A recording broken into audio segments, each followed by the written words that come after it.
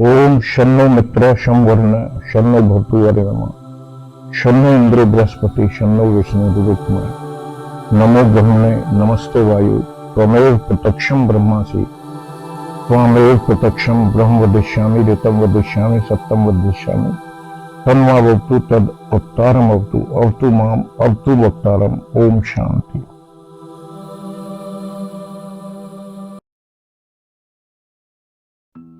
पिछले भाग में हमने ईश्वर के स्वरूप का बहुत ही सूक्ष्म रूप में वर्णन किया था, जिसमें महाभारत के कुछ श्लोक उद्धृत किए थे, उससे पहले कुछ वेदों के, गीता के। तो विषय बहुत लंबा है, इसलिए आज हम उसे समाप्त करके ईश्वर की उपासना का विषय शुरू करेंगे। लेकिन उसका समापन करने के लिए थोड़ा और उसको विस्तृत करके देख लेते हैं, और उसमें हम ये भी देखेंगे कि भाई जैसे हमें उपासना के लिए उसकी आवश्यकता है, उस विषय पे भी थोड़ी चर्चा करेंगे। उसी हद तक लिमिटेड करेंगे, फिर आज उपासना विषय शुरू कर देंगे। ईश्वर का नाम, प्रसिद्ध नाम ओम है। योग दर्शन एक है, पतंजलि ऋषि ने लिखा है, उसमें लिखा है तस्य वाचक प्रणवः, उसका सर्वश्रेष्ठ नाम ओम है। उसमें सूक्त में प्रणव कहा और हम उसका मतलब बता रहे हैं ओम।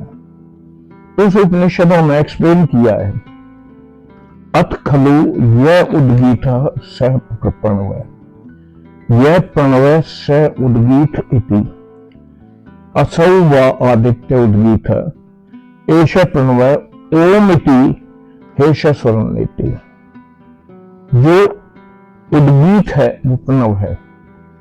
उद्गीत सूर्य को कहते हैं, और जो प्रणव है वो ही ओम है। इसीलिए उसे उच्च स्वर से गाया जाता है, इसका जो अर्थ है लिखा है। तो तस्य वाचक प्रणव है, ओम नाम है। जहां भी शुरुआत होती है, धार्मिक चर्चा होती है, तो वहां अथ या ओम से शुरू होती है। अक्सर हम ओम से शुरुआत करते हैं। उपनिषद है एक छांदोग्य उपनिषद, उसमें लिखा ओम इति एतद् अक्षरम उद्गीतम उपासीत ओम इति कि उद्गायति तस्य उपव्याख्यानम। एक अक्षर जिसका हमने पहले भी डिस्क्राइब किया था, जो क्षर है, क्षर नहीं होता, ओम ही एक अक्षर है, और उसी की उद्गीत कहते हैं उच्च स्वर से उपासना की जाती है। उसी को उच्च स्वर में गाया जाता है, और जो आगे सब कुछ विस्तार है ये उसी का व्याख्यान है, ओम शर्काई व्याख्यान है। इसी प्रकार मांडू के उपनिषद में शुरुआत जो की है पहले मंत्रों से, मैं बता रहा हूं, ओम से जहां होती है। ओम इति एतद् अक्षरम इदं सर्वं तस्य उपव्याख्यानम् भूतं भवत् भविष्यत् इति सर्वम् ओंकारेण यच्च अन्यत् त्रिकालातीतं तद अपि ओंकारेण। मतलब ये जो अक्षर है, जिसका क्षर नहीं होता कभी, ओम का जो अक्षर है, ये आगे सारा कुछ व्याख्यान उसी के बारे में है। भूतकाल में जितना कुछ हुआ है, भूतकाल की गणना, काल की गणना हम नहीं कर सकते, गणना समय की हो सकती है। जैसे जब पृथ्वी की सृष्टि की रचना हुई, उस वक्त से आज तक 1,96,08,53,126 वर्ष व्यतीत हो चुके हैं। उससे पहले क्या हुआ उसकी गणना हम ना कर सकते हैं, ना है, क्योंकि उससे पहले वो काल था। तो समय की गणना के मुताबिक ये जो भूतकाल में जो हुआ, काल में जो हुआ, वो सारा कुछ ओम है। और जो आजकल अब जो हो रहा है वो भी सब कुछ ओम है। भविष्य में जो होगा, भूतम भवत भविष्यति सर्वम ओंकार है, वो सब ओंकार ही है, ओम की ही व्याख्या है, ओम का ही नाम है, ओम का ही जप है, सब कुछ ओम ही है जिसके बारे में। यच्च अन्य त्रिकालातीतम, इसके अलावा भी त्रिकालातीत जो भी चीजें हैं वो सब ओम ही है। तो ये ओम की व्याख्या है। उसका योग दर्शन में लिखा तस्य वाचक प्रणव है, वो उसका सर्वश्रेष्ठ नाम ओंकार है। तो ऐसे ओंकार की उपासना के लिए हम योग दर्शन पे रिवर्ट करेंगे। योग दर्शन में जो लिखा कि भाई कैसे उपासना करें, ईश्वर प्रणिधानात् वा, मतलब ईश्वर को ध्यान में रखते हुए, ईश्वर की प्रणिधान निर्बीज है, समाधि उस पर भी आएंगे, वो है, तो उसकी उपासना करें। उसका क्या स्वरूप दिया योग दर्शन में? उसे कहा क्लेश कर्म विपाकाशेद परामृष्ट, पुरुष विशेष ईश्वर है। जो हमने बताया कि तारे, सूरज, पृथ्वी, पहाड़, नदियां और सारी निहारिकाएं, आकाशगंगा इत्यादि, इतने बड़े स्वरूप को एक छोटी सी लाइन में महर्षि पातंजलि ने बांध के रख दिया। क्लेश कर्म विपाकाशय, क्लेश, पंच क्लेश आपने सबने सुने हैं। अविद्या, अस्मिता, राग, द्वेष, अभिनिवेश। अविद्या, अनित्य नित्य शुचि, अनित्य शुचि दुखात्म आत्मसु, नित्य शुचि सुखात्म अख्याति अविद्या। अविद्या जो है कि हम गंगा स्नान कराए, सारे पाप धुल गए, अब आगे से पाप करने शुरू कर दें, ये अविद्या है। अशुचि, अशुद्ध चीज को शुद्ध मानना। तो इस तरह ये जो अविद्या की डेफिनेशन दी है, ये भी योग दर्शन में ही लिखा है। तो अविद्या, और उसके बाद अस्मिता। अस्मिता जबरदस्ती अपने आप को बहुत महान समझ देना। राग द्वेष आप सब समझते ही हैं, अभिमान से रहना, इसको अस्मिता कहते हैं कि हम तो बहुत ये हैं, और अपने बारे में गलत फहमियां पालना। तो ये जो है ये अस्मिता है। राग, राग के बारे में लिखा सुखानुशाही राग। हमने कहीं रसगुल्ले खाए, कहीं समारोह में गए, 1 लाख 1,000 मालाएं, 100 मालाओं से हमारा स्वागत हुआ, कहीं धारा प्रवाह प्रवचन किया। तो ये जो अच्छी अच्छी बातें हैं, जो जिसमें सुख मिलता है, उनमें आसक्ति को राग कहते हैं। खाली बैठे हैं, उन्हें ध्यान कर रहे हैं, तो ये राग है। और द्वेष, किसी ने हमें गाली दे दी, थप्पड़ मार दिया, हमारे बारे में उल्टा सीधा नुकसान पहुंचा दिया, तो द्वेष की भावना प्रकट होती है, वो द्वेष। और अभिनिवेश, हमें पता है कि जीवन का एक दिन अंत होना है, लेकिन फिर भी हम जीवन से चिपके रहना चाहते हैं। कौन चाहता है कि मेरी मृत्यु हो जाए? कष्ट से महान कष्ट जो पा रहे हैं, वो भी ये नहीं चाहते कि उनकी मृत्यु हो, इससे चिपके रहना चाहते हैं। तो ये चीज है क्लेश कर्म। कर्मों को हम 4 प्रकार से बांट सकते हैं, अच्छे कर्म, बुरे कर्म, ना अच्छे ना बुरे कर्म, पाप पुण्य मिश्रित कर्म और पाप पुण्य रहित कर्म। ये 4 कैटेगरी हैं। और इसमें विपाक हो गया, फिर विपाक आशयी। विपाक जैसे हमने पुनर्जन्म में अच्छे कर्म किए हैं, बुरे किए हैं, और वो कर्म जो हैं हमारे, वो हमारे जो कर्म हैं वो हमारे सामने आ गए हैं। उन कर्मों को हमने, वो कर्मों का क्या फल होता है? कर्मों का ये है कि हमें ये मिल जाए, ठीक तरह से सारी चीजों में हो। तो वो जो कर्म है, कर्म का फल, सकाम कर्मों का फल जब सुख दुख जाति आयु भोग आदि रूप में प्राप्त होता है, तो कर्म फल है। और आशय होता है चित्त में जो प्रसुप्त पड़ी वासना है, अभी संस्कार रूप में है, वो भी प्रकट नहीं हुई है। वो जब प्रकट हो तो ये चार चीजें जो बताई, ये क्लेश, कर्म, विपाक और आशय, इनसे जो परामर्श, इनमें जो बिल्कुल लिप्त नहीं है किसी तरीके से, वो ईश्वर है।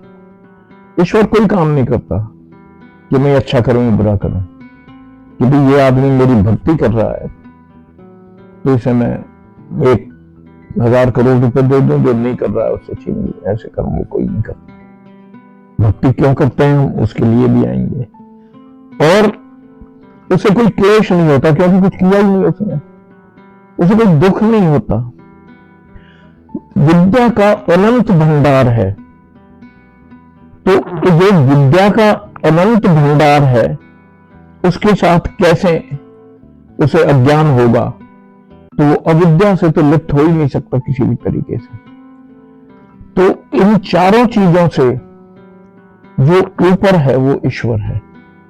उसे ना कर्म नहीं किए तो कर्मों का फल कैसे पिएगा, कोई कैसे कर्म उसके सकाम हो जाएंगे या निष्काम हो जाएंगे जब कोई कर्म किया ही नहीं है। तो हाँ, वो मनुष्यों का फल कर्म के अनुसार देता है, ये अलग विषय है, इस पर कभी अलग से चर्चा करेंगे। तो इतना होते हुए तत्र निर्तिशयम सर्वज्ञ बीजम, इसलिए कहा कि वो ज्ञान का भंडार है, सारा ज्ञान उसमें समाहित है, सर्वोच्च ज्ञान उसके पास है, सारा ज्ञान उससे ही एमनेट होता है, उसी से आता है, उसी से हम प्राप्त करते हैं। उसके अलावा और कोई चीज नहीं है जिसे हम ज्ञान की संज्ञा दे दें और जो उसके नॉलेज में ना हो।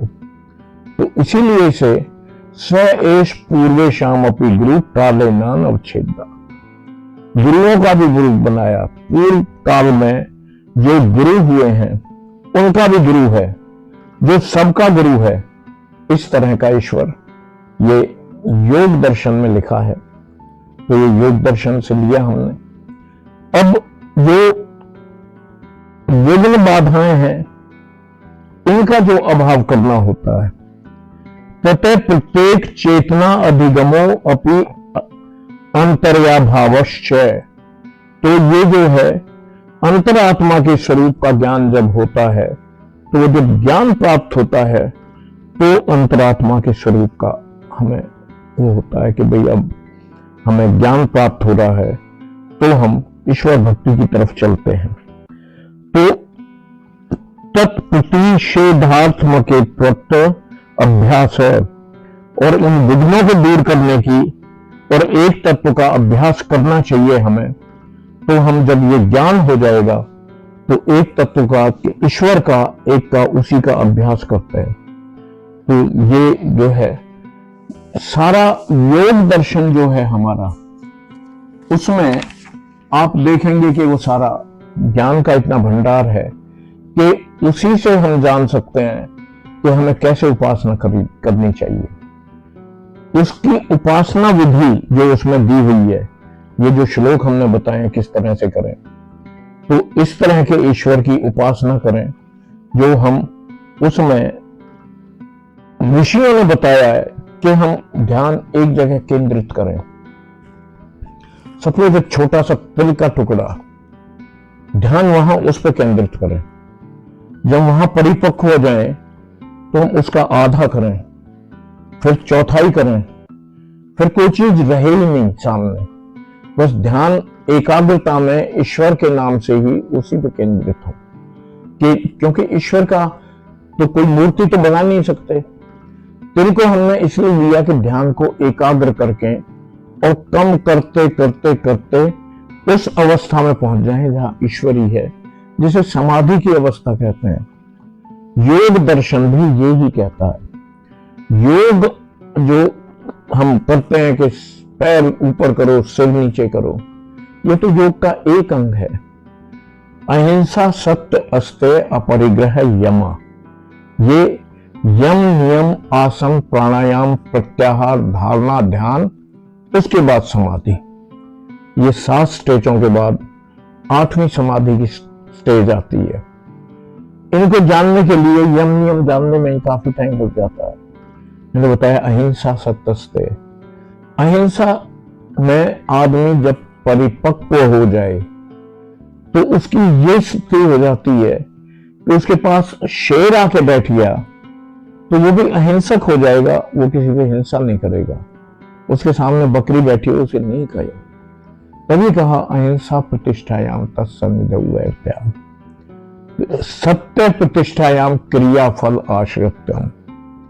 सत्य में जब आदमी प्रतिष्ठित होगा, जब मन में भी ना सोचे झूठ बोलना, दिमाग में आए नहीं कि झूठ क्या होती है, मन में विचार भी ना आए झूठ बोलने का, तो उसकी वो स्थिति हो जाती है कि वो जो कहता है वो सही हो जाता है। तो चूंकि उसे ज्ञान इतना होता है इसलिए वो कहता भी वही बात है जो सही हो सके। तो ये भी लंबा विषय है, इस पर भी आएंगे।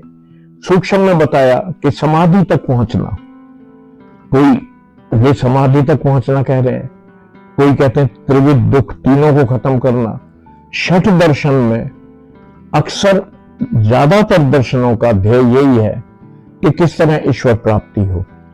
तो तरह तरह के विचार उसमें दिए हुए हैं। तो इस तरह एक शुरुआत हमने आज की है कि भाई उपासना कैसे करें।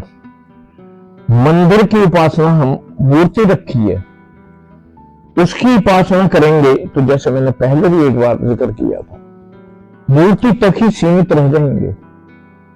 मूर्ति से मुझे नहीं लगता कि कोई आदमी निकल के आगे ईश्वर तक उसने पहुंचने की कोशिश की हो, ईश्वर के स्वरूप को जानने की कोशिश की हो, या उपासना का महत्व समझने की कोशिश की हो। क्यों करते हैं हम उपासना, क्या जरूरत है उपासना करने की? तो ये सारी चीजें, ये भी विस्तृत विषय है, इसे भी हम थोड़ा एक एक करके देखेंगे। सिर्फ ये है कि उपासना हम जिसकी कर रहे हैं उसके स्वरूप का हमें थोड़ा सा ज्ञान हो गया। अब जैसे मूर्ति कृष्ण की है तो कृष्ण को हम जो जानते हैं, जो हमें बताया गया है, चाहे वो बेशक गलत है, हमें बताया गया है कि भाई गोपियों के साथ रास लीला कर रहे हैं और या गौओं को चरा रहे हैं। ईश्वर को क्या जरूरत है गौओं चराने की, गोपियों के साथ रास लीला करने? तो ये तो हमने अपने कमाने खाने का धंधा लग के मंदिर में मूर्ति लगा दी, फिर उसकी ईश्वर की कथा करेंगे कि भाई रुक्मिणी हरण होगा, आज उससे शादी होगी, तो शादी के ये लाओ, ये शादी के बर्तन दो, शादी का खाना दो। ये सारी चीजें ये हमने पैदा की हैं। कृष्ण जो थे उन्हें योगी राज कहा है। योगी राज जो योग में परिपक्व हो गए हैं, जिनकी समाधि तक की श्रेणी में वो पहुंच गए हैं, इतना कुछ वो कर चुके हैं। तो उस योगी राज को हमने रास लीला में फंसा दिया। उन्होंने एक पुत्र पैदा किया था प्रद्युम्न। मतलब शास्त्रों के मुताबिक जैसे करते हैं, शास्त्रों से चल के, मतलब पहले अपने आप को व्रत आदि करके शरीर की शुद्धि, मन की शुद्धि, आत्मा की शुद्धि, और फिर जो है उस तरह से जब उसको जो तरीका है पुत्र प्राप्ति का, तो वो एक ही बार में ऐसे करते हैं, वो निर्लिप्त होकर उससे कि उनका ध्येय है सिर्फ पुत्र प्राप्ति करनी है। तो ऐसे योगी राज को जो योग में परिपक्व थे, उन्हें हमने ये कर दिया। तो उसको, उसकी मूर्ति कैसे बनाएंगे? उसकी मूर्ति में ध्यान रहेगा तो रासलीला में जाएगा, गौ चराते हुए जाएगा, उसका वध करते हुए, वो जो शेष नाग था उसका वध करते हुए, इनका ये करते हुए, वहां पे कालीदह जो था उसका वध करते हुए जाएगा। ईश्वर में नहीं जाएगा। ईश्वर में जब जाएगा कि जब हम सारा कुछ ही ईश्वर है उसका ध्यान करेंगे, उसके ध्यान के तरीके कैसे शुरुआत करेंगे, कैसे हो सकती है, इस पे हम आगे चर्चा करेंगे। तो आज हमने थोड़ी सी शुरुआत की है, आगे इस विषय को और आगे बढ़ाएंगे, और मैं कोशिश करूंगा कि हम इस बात पे स्पष्ट रूप से एक अपनी धारणा बना लें कि कैसे हमें उपासना करनी चाहिए और क्यों करनी चाहिए, तो इसके लिए मैं अगले अपने भाग में आपको तकलीफ दूंगा और फिर से एज यूजुअल हो सकता है कोई गलत बात कह गई हो, तो उसके लिए मैं आपसे क्षमा प्रार्थी हूँ। जय हिंद, जय भारत।